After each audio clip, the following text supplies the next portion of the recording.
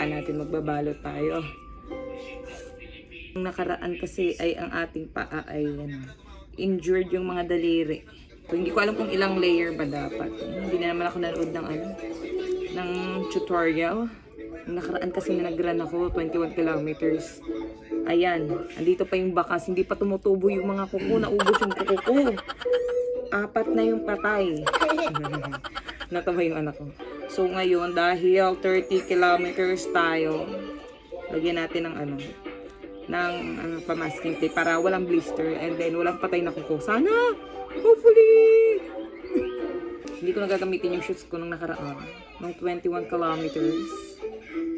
Hirami natin yung shoes ng ating daddy. This 30 kilometers run today, sana matapos ko, ay birthday run.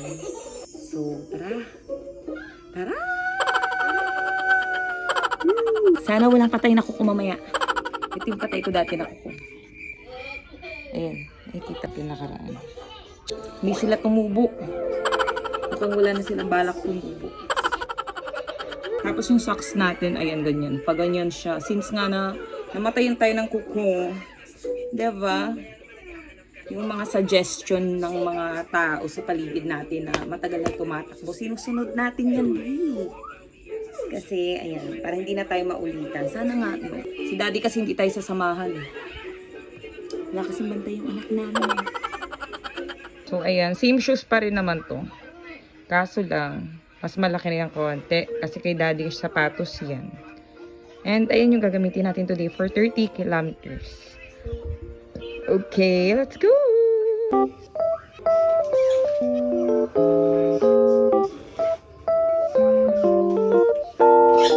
Grabe gabi na, pero ako tatakbo pa lang. Ayan, ito yung daanan sa amin.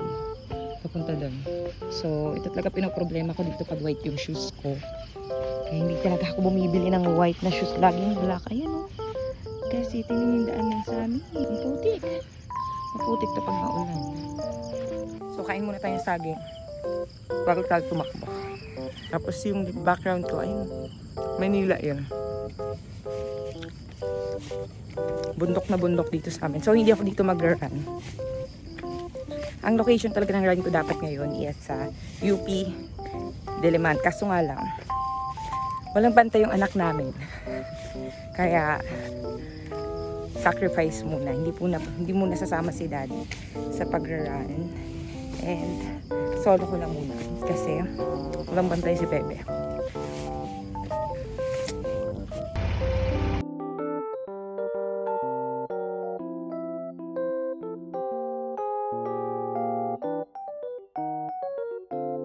Mag-aalas 7 na guys, and then mag-stretching muna ako, and then nagulat ako sa outfit ko para ako magtitennis. Para magtitennis si ate girl mo. Alam mo naman the outfit is like that. So ayan, stretching muna pa. And then yun nga pala, since madilim dito sa lugar namin, ay yung mga dadaan ko medyo madilim. Bumili ako nito, ayan. So umiilaw to, ganito siya oh. And then may ilaw siyang ganyan, and then pa-blink-blink. O, diba? And then, tumutunog din pala to pagka, may mga suspicious na mga tao. Ayan, pagka hinuul mo to, yan, pinaghiwalay mo, tutunog din siya. So, very safety ang gabi. So, ilagay lang natin siya ng nakaganyan dito sa aking likod. Ilalagay ko siya sa likod ko, guys.